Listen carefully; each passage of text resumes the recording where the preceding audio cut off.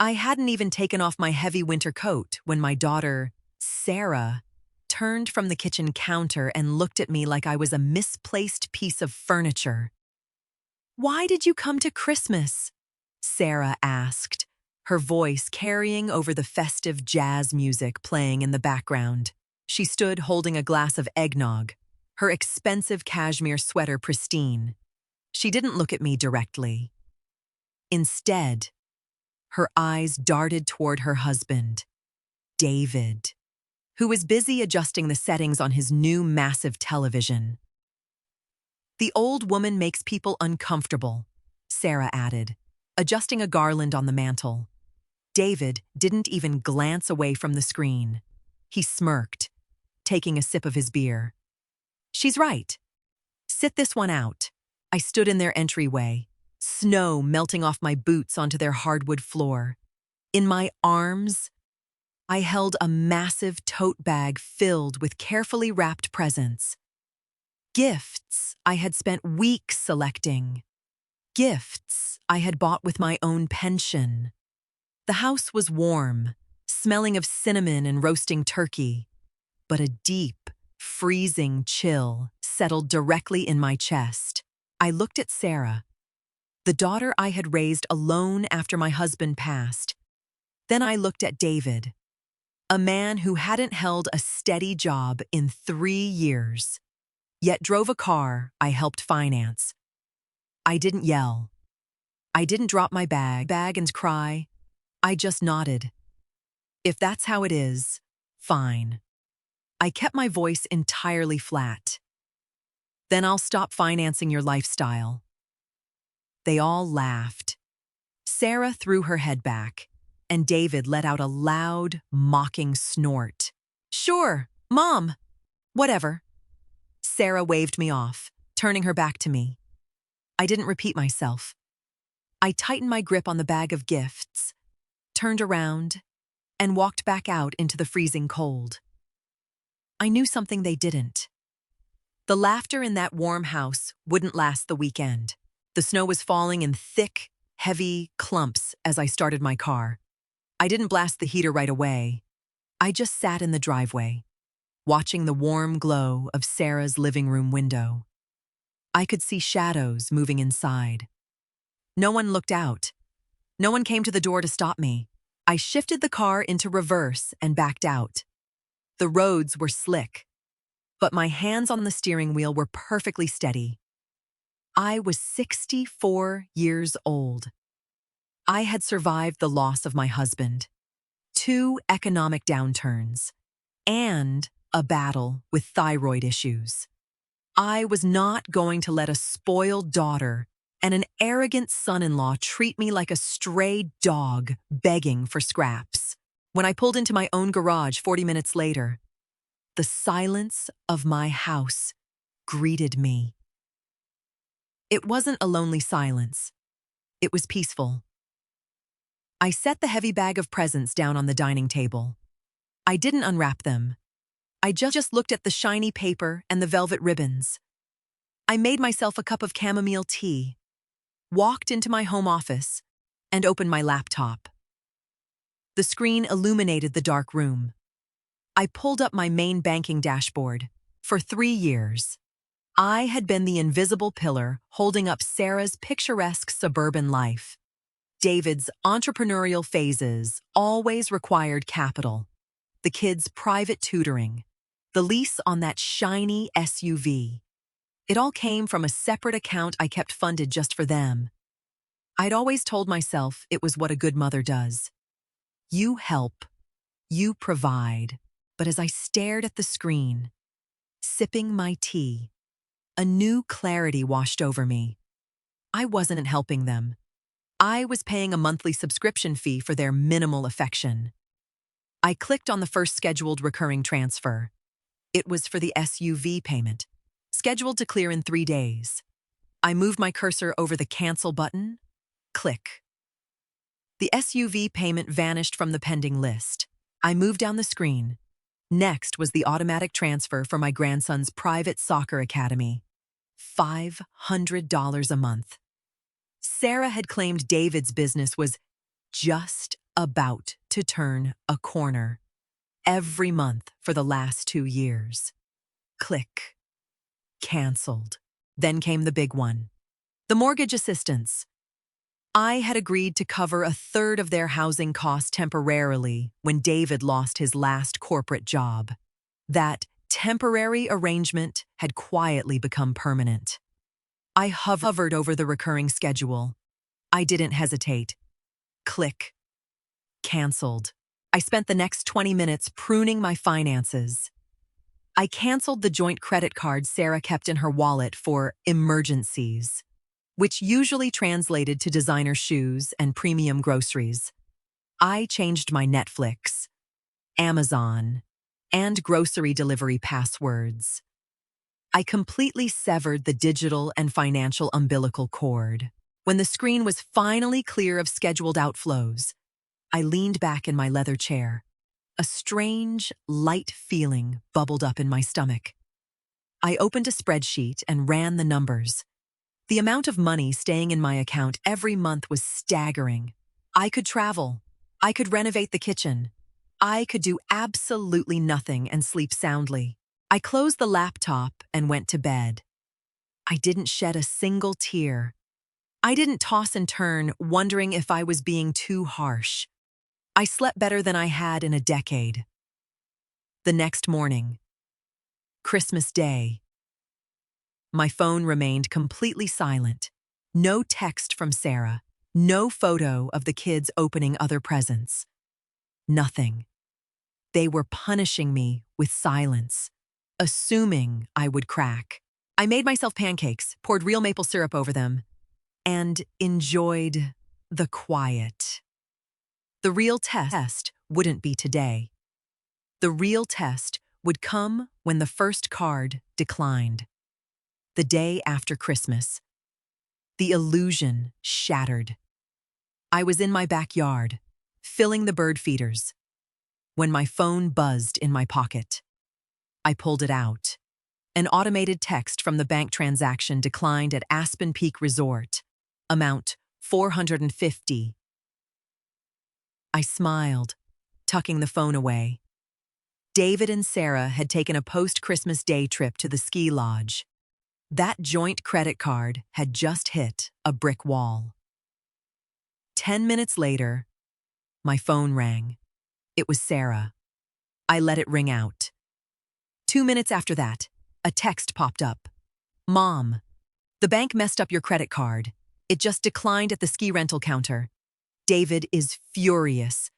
Call them and fix it right now. Not a, how are you? Not an apology for Christmas Eve. Just a demand. I wiped the birdseed off my gloves, went inside, and typed a simple reply. The bank didn't mess up. The card is canceled. Have a good time skiing.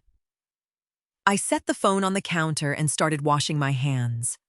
It took exactly 30 seconds for the phone to start vibrating frantically. Sarah was calling. Then David. Then Sarah again. I turned the ringer volume all the way down and went to the living room to read a book. Around noon, my phone lit up with a long paragraph from David. Zoe, this isn't funny. We are stranded at the lodge without our main card. You can't just cut people off without warning because you got too emotional at Christmas. Turn the card back on. They still thought I was having a temporary tantrum. They thought using the word emotional would shame me into backing down. I didn't reply. I just blocked the joint card entirely through the app, ensuring it couldn't be reactivated. I knew their next move before they even planned it. If texts didn't work, they would try presents. 2 days later, I was having coffee in my living room when a familiar heavy SUV pulled abruptly into my driveway. I watched through the sheer curtains as Sarah and David piled out, followed by my 2 grandchildren. They marched up my walkway, looking entirely too comfortable. The doorbell chimed once before Sarah simply tried the handle, walking right in, using her spare key. Mom, we're here, Sarah called out, her voice dripping with forced cheerfulness. They stomped off the snow in my hallway. David walked straight into the living room and dropped onto my sofa, pulling out his phone. Sarah headed right for my kitchen, opening the refrigerator. The kids immediately ran to the TV and turned it on. It was a blatant display of territory. They were acting like nothing had happened, trying to bulldoze over the Christmas incident with sheer volume and presence. I didn't get up. I didn't offer them coffee. I just sat in my armchair, holding my mug, watching them. "Wow, you have nothing in here," Sarah complained, shutting the fridge. She walked into the living room, leaning against the door frame. "Listen, Mom. We brought the kids over to see you. We figured you've had a few days to cool off. We can just forget about the whole credit card misunderstanding." "It wasn't a misunderstanding," I replied, taking a slow sip of my coffee. "The account is closed." David sighed loudly, dropping his phone onto his lap. "Zoe, come on. The mortgage is due in 2 days. The SUV payment bounced yesterday. You're trying to make a point. We get it.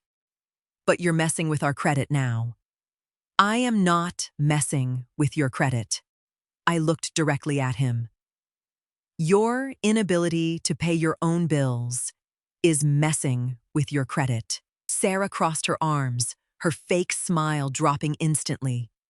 The tension in the room thickened, heavy and suffocating. Sarah sent the kids into the backyard to play in the snow. She paced across my rug, her boots leaving damp marks. "You can't do this.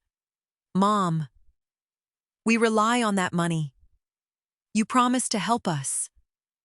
"I helped you for 3 years," I corrected her.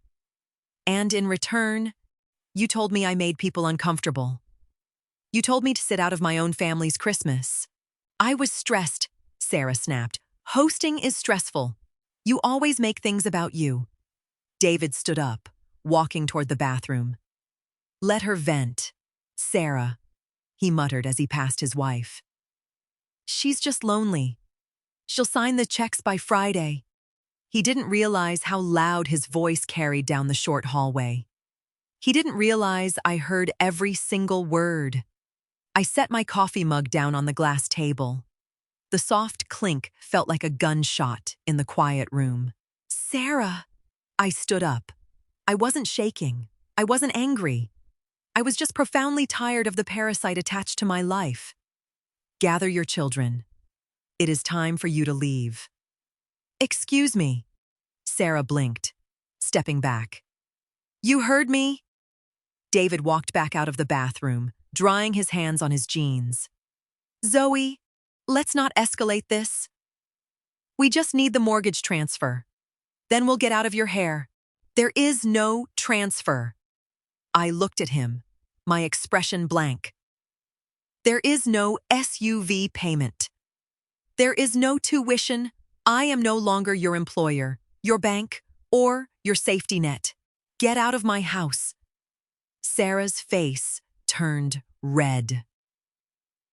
"If you do this, if you kick us out, you will never see your grandchildren again. I swear it." She thought it was a trump card. She expected me to crumble, to beg. I walked to the front door and opened it wide, letting the freezing winter air rush into the warm house. "That is your choice. Sarah, goodbye." Sarah stared at me, completely stunned. She had played her final card, and it hadn't worked. David grabbed her arm, muttering something under his breath, and marched out the door. Sarah called for the kids, shooting me one last venomous glare before storming out. I shut the door quietly. The moment the latch clicked, I pulled out my phone and searched for a local locksmith. Within an hour, a man named Gary was unscrewing the deadbolt on my front door. "Lost your keys, ma'am?" Gary asked pleasantly as he installed the new brass fixture. "Something like that," I replied, handing him my debit card. While Gary worked on the back door, my neighbor Martha walked across the lawn, wrapped in a heavy wool coat. Martha had known me for 20 years. She knew my late husband. She knew exactly what Sarah was like. I saw the SUV peel out of here, Martha noted, stepping into my kitchen. Everything all right.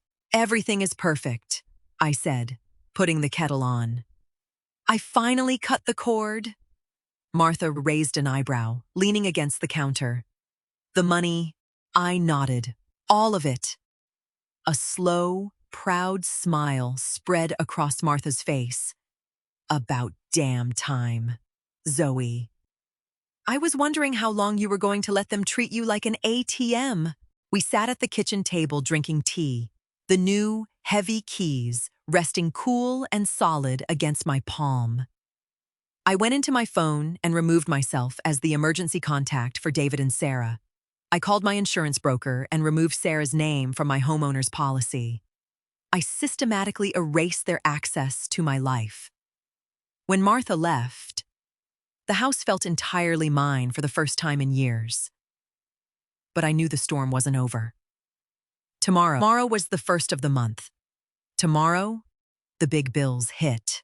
I woke up at 7:00 a.m., brewed a pot of dark roast coffee, and sat by the window watching the snow melt. At exactly 9:15 a.m., the barrage started. My phone vibrated against the wood table. It was Sarah. I watched it ring, then tap the screen to send it to voicemail. A minute later, David called. Voicemail. Then came the texts. Mom, the school just called. The tuition draft bounced. Are you insane, Zoe? Answer the phone. The mortgage company just sent an alert. You are ruining your grandchildren's lives over a petty argument. I drank my coffee. The coffee tasted excellent. Around noon, my phone rang with an unknown number. I let it go to voicemail. I listened to the message a few minutes later. It was the billing department from the private school, informing me that the card on file for the tuition was no longer active. I called them back immediately. Yes, this is Zoe Freeman. I told the polite woman on the line. Please remove my name and payment information from that account entirely. I am no longer financially responsible for those students. Understood, Ms. Freeman, the clerk said, completely unfazed. We will contact the parents directly for the balance. I hung up, feeling a weight I hadn't realized I was carrying physically lift off my shoulders. At 3:00 p.m., a text came through from David. His tone had shifted from aggressive to desperate. Zoe, please. We don't have the cash liquid right now. We'll get evicted. Just cover this month, and we'll figure it out. It was a lie. They had the cash. They just spent it on ski trips, high-end dinners, and leases they couldn't afford. They lived a luxury life on a widow's dime. I didn't reply. I blocked David's number. Then I blocked Sarah's. The digital silence was beautiful. The sun was setting, casting long purple shadows across the snow. When the heavy thud of footsteps hit my front porch, I didn't need to look out the window to know who it was. I walked calmly to the front door. I heard the metallic scraping of a key sliding into the deadbolt. A pause. A jiggle. Then a harder, frustrated rattling. Mom! Sarah shouted through the heavy oak door, slamming her palm against the wood. Open the door! My key isn't working. I engaged the chain lock, turned the deadbolt, and opened the door a few inches. Sarah and David stood on the porch, looking frantic, angry, and entirely out of their depth. Why did you change the locks? Sarah demanded, trying to push the door open, only to be caught by the heavy steel chain. Because it is my house, I answered smoothly. You blocked us. The school says they're going to suspend the kids if we don't pay by Friday. Sarah's voice cracked. She was finally realizing the reality of her situation. Then you and David better look into a payment plan, I said. Or public school. I hear the one in your district is quite good. David stepped forward, his arrogance entirely gone, replaced by a hollow panic. Zoe, please. You've made your point. You want an apology. Fine. We're sorry about Christmas. Just turn the accounts back on. I looked at him. Really looked at him. An apology demanded by an empty bank account isn't an apology. David, it's a negotiation, and I am no longer negotiating. You're a monster, Sarah spat, tears of frustration in her eyes. You're supposed to be a mother. I was a mother, I replied, my voice steady, my heart calm. You treated me like a bank. The bank is now permanently closed. I shut the door gently in her face. I locked the deadbolt. They banged on the door for another 10 minutes before finally giving up. I watched their SUV back out of my driveway, the headlights sweeping across the dark snow. They drove away, and they didn't come back. 2 months passed. I didn't hear from Sarah or David directly. Through Martha, who still kept up with neighborhood gossip, I learned they had traded in the luxury SUV for a used sedan. David was finally forced to take a salaried job at a logistics company. They pulled the kids out of the private academy and enrolled them in the local public school. They were surviving. They were doing exactly what normal adults do when they don't have someone else funding their delusions. I was surviving too. But more than that, I was thriving. I hired a contractor to convert the downstairs guest room, the one Sarah always demanded be kept perfect for her visits, into a sunny, bright greenhouse for my orchids. I booked a 2-week cruise to the Mediterranean with Martha for the spring, paying for it entirely with the money I had saved in just 2 months. One afternoon, I sat in my new greenhouse, trimming the leaves of a blooming phalaenopsis. The house was quiet, smelling of damp earth and fresh coffee. I thought about Christmas. I thought about the coldness in my daughter's eyes when she asked why I had even come. I thought about the cruel laughter. I didn't feel angry anymore. I just felt a profound sense of relief. They had thought I was weak because I was quiet. They thought I would endure their disrespect simply because I shared their blood. But blood only means you are related. Respect dictates whether you are family. I set my pruning shears down, looked out at the bright winter sun, and smiled. I was finally home. You know, telling this story reminds me of a hard truth. A lot of us learn a little too late. We often confuse being a good parent with being an endless supplier. We tell ourselves that if we just keep giving, eventually, we'll earn their gratitude. But love shouldn't have a monthly subscription fee. When generosity becomes a forced expectation, it stops being love and starts being exploitation. Sometimes, the strongest thing you can do for them and for yourself is to step back and let them face the real world. Walking away from disrespect doesn't make you a bad mother, and it doesn't mean you don't love your kids. It just means you've finally realized your own worth. What about you guys? What would you have done if you were in Zoe's shoes? Would you have cut them off immediately or tried to talk it out one last time? Let me know down in the comments. I always love reading your perspectives. If this story resonated with you, please hit that like button. And if you haven't already, subscribe to the channel and turn on the notification bell. It really helps the channel grow and ensures you won't miss out on more stories about real life, tough choices, and finding your own peace. Thanks so much for listening, and I'll see you in the next one.